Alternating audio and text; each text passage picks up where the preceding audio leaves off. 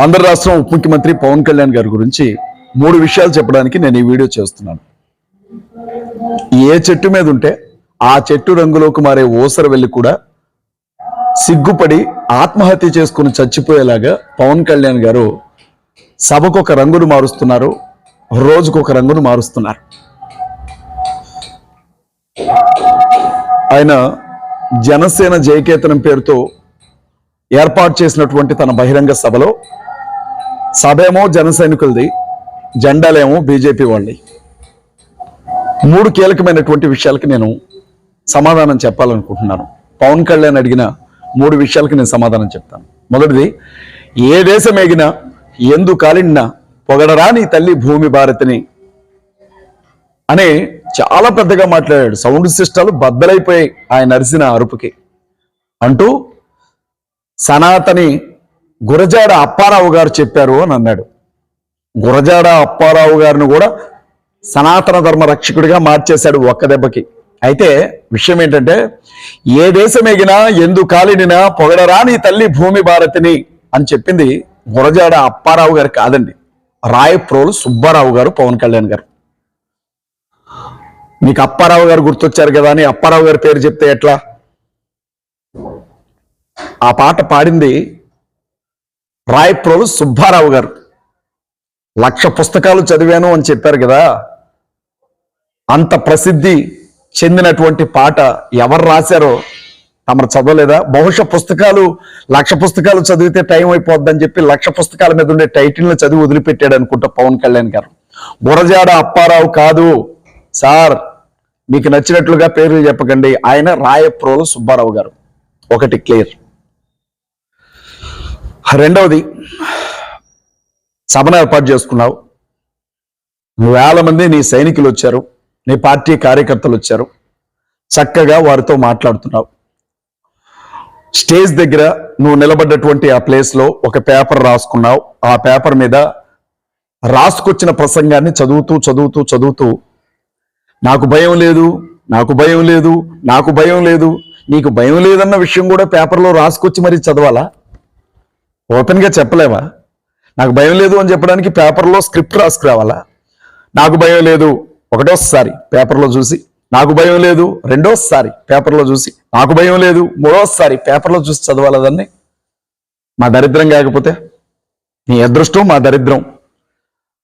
మాట్లాడుతూ పవిత్రమైనటువంటి రంజాన్ మాసం ఇది. ముస్లిం సహోదరులు నమాజ్ చదువుకునేటప్పుడు సెల్ ఫోన్లు కూడా సైలెంట్లో పెట్టుకుంటారు.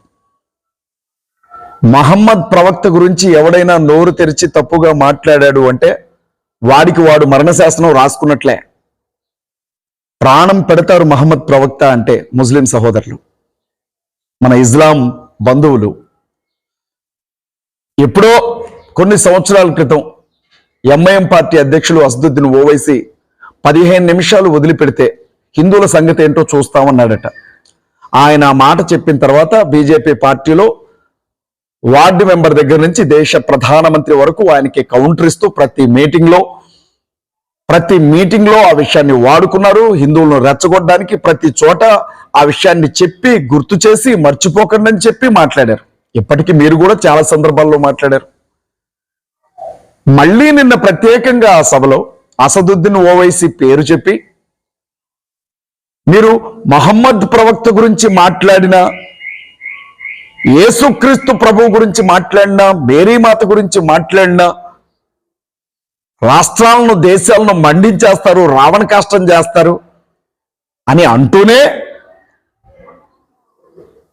నీ మనసులో ఉండే ఆ విషయాన్ని కక్కుతూనే, నీ మనసులో ఉండే ఆ వివక్షను చూపిస్తూనే, మరి మా సీత గురించో, మా రాముడి గురించో, మా హిందూ ధర్మం గురించో మేము మాట్లాడొద్దా అని అన్నారు.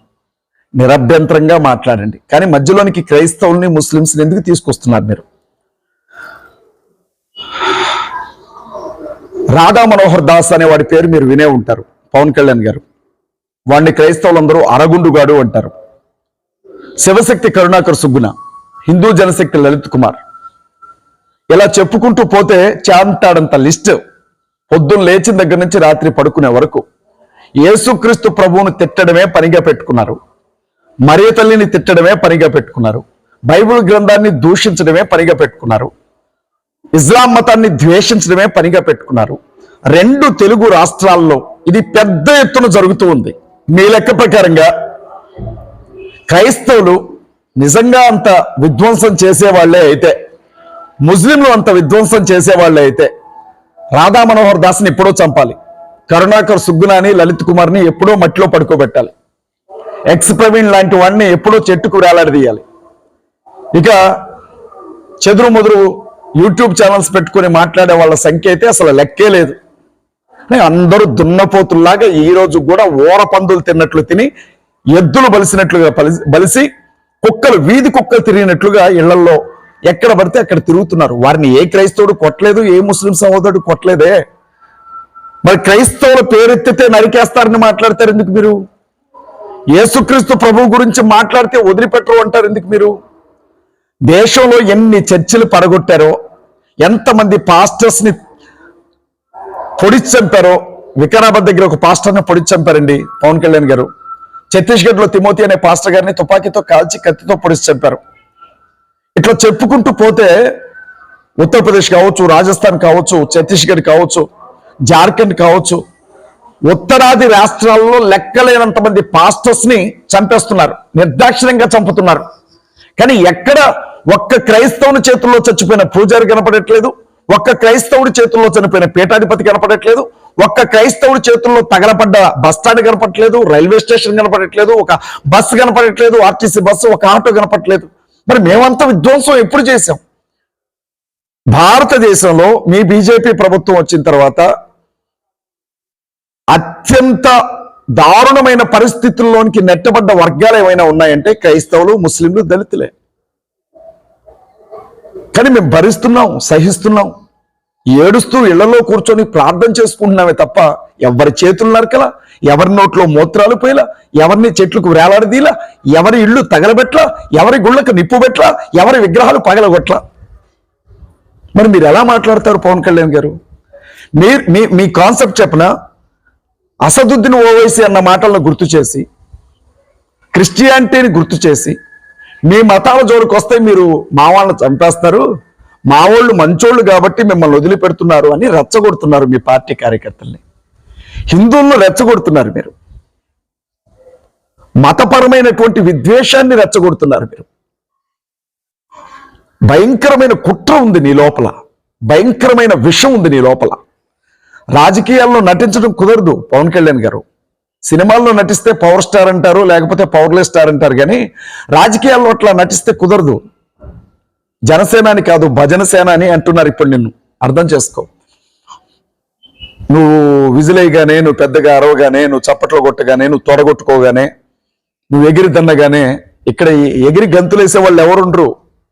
ఇది ప్రజాస్వామ్య వేదిక, రాజకీయం, ఎవడైనా వస్తాడు అందులోనికి.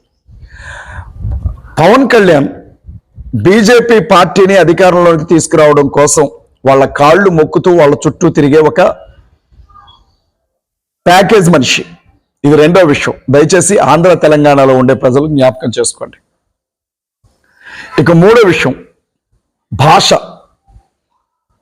భారతదేశంలో ఉత్తరాదిలో కొన్ని భాషలు ఉన్నాయి, దక్షిణాదిలో కొన్ని భాషలు ఉన్నాయి. ఉత్తరాది దక్షిణాది కలిపితేనే భారతదేశం అవుతుంది. చిన్నతనం నుంచి కూడా మనమేమో తెలుగు భాష, పక్కనేమో తమిళనాడు, తమిళం భాష, అటు కేరళకి వెళితే కేరళ. ఇట్లా మన వాళ్ళందరూ కూడా తెలుగో తమిళమో ఆ కన్నడ భాషలో మాట్లాడుకుంటూ బతుకుతూ ఉంటే ప్రపంచవ్యాప్తంగా ఉన్న భాషని ఇంగ్లీష్ని నేర్చుకోవాల్సి వస్తుంది. జాతీయ భాషగా హిందీని కూడా మన మీద రుద్దుతున్నారు. హిందీ భాష చదువుకుంటే ఏవో ఉద్యోగాలు వచ్చేస్తాయి అన్నట్లు, హిందీ భాష చదివితే జీవితాలు మారిపోతాయి అన్నట్లు అందరి మీద హిందీని ఎందుకు రుద్దుతున్నారు నాకు తెలియకడుగుతాను.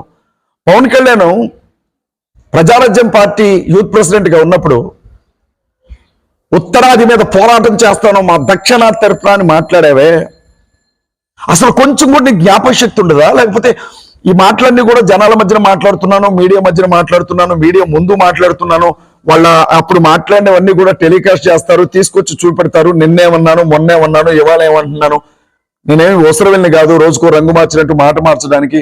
ఆ విషయాలన్నీ బయటపడితే నా పరువు పోద్దేమో అని నీకు సిగ్గనిపించదా? పవన్ కళ్యాణ్ డిప్యూటీ సీఎం హోదాలో ఉన్నావు, ఉత్తరాది మీద పోరాటమే నా లక్ష్యం అన్నావు.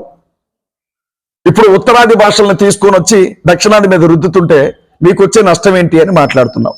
నరేంద్ర మోడీ కాళ్ళు నాకుతున్నావు చెప్పాలి అంటే. అమిత్ షా కాళ్ళు నాకుతున్నావు చెప్పాలి అని అంటే. దక్షిణాది పౌరుషం అంతా ఏమైపోయింది? మన తెలుగుని, మన కేరళ భాషలో మన కన్నడ్ని, మన తమిళ్ని వాళ్ళు అలాగే దేశం మొత్తం నేర్పుతారా? దేశం మొత్తం కూడా తెలుగుని పెట్టమనండి. వాళ్ళకి హిందీ ఎంత గొప్పదో మనకి తెలుగు అంతే గొప్పది కదా, ఉర్దూ అంతే గొప్పది కదా. మనకి దేశం అంతా ఉర్దూ పెట్టమనండి, దేశం అంతా తెలుగు పెట్టమనండి, దేశం అంతా తమిళ పెట్టమనండి, దేశం అంతా మన కన్నడాన్ని నేర్పమనండి. వాళ్ళు నేర్చుకుంటారేమో ఉత్తరాదోళ్ళు. సమస్య ఏంటంటే భారతీయ సహోదరులారా జ్ఞాపకం చేసుకోండి, బీజేపీ పార్టీ ఉత్తరాదిలో ఉంటుంది. బీజేపీ పార్టీ నాయకులంతా కూడా హిందీ భాష మాట్లాడతారు.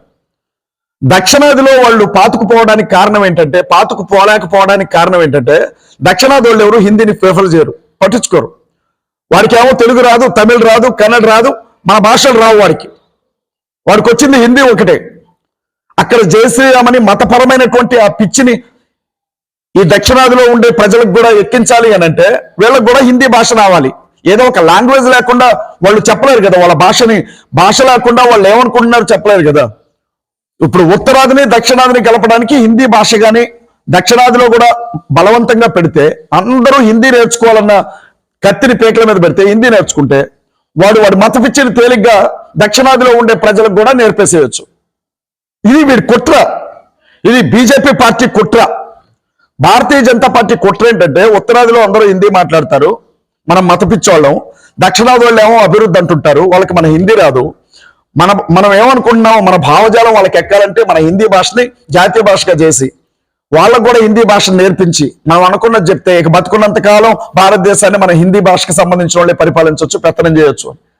భాషలు ఏమైపోతున్నాయి? మన భాషలు తెలుగు భాష కంటే గొప్పదాని హిందీ భాష, తమిళ భాష కంటే గొప్పదాని హిందీ భాష, కన్నడ భాష కంటే గొప్పదాని హిందీ భాష. మేమెందుకు నేర్చుకోవాలి? మాకెందుకు? నీకంత ప్రేమ నిజంగా ఉంటే మా తెలుగు భాషను భారతదేశం మొత్తం కూడా నేర్పించమని ఒక చట్టం చేయి పవన్ కళ్యాణ్. తెలుగు భాష నేర్చుకున్న వాళ్ళకే ఉద్యోగాలు ఇస్తామని చెప్పు. నిజంగా నీకు తెలుగు భాష మీద అంత ప్రేమ ఉంటే. అమ్మకన్నం పెట్టలేనోడు పెంతల్లికి గాజులు కొనిస్తానన్నట. నువ్వు నీ దిక్కుమాలిన బతుకు. ఇక్కడ తెలుగు భాష చచ్చిపోతా ఉంది. ఒకవైపు తెలుగు భాష మాట్లాడే ప్రజలు తగ్గిపోతున్నారు, హిందీ భాష గురించి మాట్లాడుతున్నాడు మగాడు పుట్టుకొచ్చాడు పవన్ కళ్యాణ్. ఈ 3 విషయాలు చెప్పడం కోసం నేను ఈ వీడియో చేశానండి. బాగా గుర్తుపెట్టుకోండి. ఏ దేశం ఎగినా ఎందుకన్నా కాలిడిన పొగడరా నీ తల్లి భూమి భారతిని అన్నది గురజాడ అప్పారావు కాదు, పవన్ కళ్యాణ్. రాయప్రోలు సుబ్బారావు. ఆవేశంతో అరవకోకు, అర్థం చేసుకో. రెండవది, నువ్వు హిందువుల గురించి ఏమైనా చెప్పాలనుకుంటే హిందువులకి చెప్పుకో. మహమ్మద్ ప్రవక్త జోలికి కానీ యేసుక్రీస్తు ప్రభు జోలికి కానీ క్రైస్తవ జోలికి రాకు, గొడ్లోడు తీసుకొడతాం. మూడో విషయం, హిందీ భాష మీద నువ్వు చూపించే నీ దిక్కుమాలిన ప్రేమ ఉత్తరాది మీద చూపిస్తే నువ్వు ఒలకబోస్తున్నావే. ఇప్పుడు నీ చేతగాని ప్రేమ అంతా అది కొంచెం దక్షిణాది మీద చూపించు. మన తెలుగు, తమిళ, కన్నడ గురించి కూడా మాట్లాడు. అప్పుడు నేను నమ్ముతారు ప్రజలు.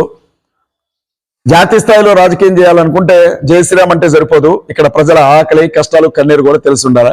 నాకు అనిపిస్తా ఉంది పవన్ కళ్యాణ్ ఎంత పెద్ద నటుడు అంటే రాజకీయాల్లో కూడా నటిస్తున్నాడు. ఒకవేళ దేవుని చిత్తమైతే వచ్చే ఎన్నికల్లో పవన్ కళ్యాణ్ ఎక్కడ పోటీ చేస్తాడు? క్రిస్టియన్, ముస్లిం, దళిత డిఫెన్స్ ఫోర్స్ నుంచి అవకాశం ఉంటే దేవుడు ప్రేరేపిస్తే మాత్రం పవన్ కళ్యాణ్కి వ్యతిరేకంగా నేను ఎన్నికల బరిలో అదే నియోజకవర్గంలో నిలబడతా. పవన్ కళ్యాణ్ ఏ నియోజకవర్గంలో నిలబడతాడో ఆ నియోజకవర్గంలో పవన్ కళ్యాణ్కి ఎదురుగా నిలవబడి పవన్ కళ్యాణ్ ఓడిస్తాం. కథలు పడుతున్నారు కథలు.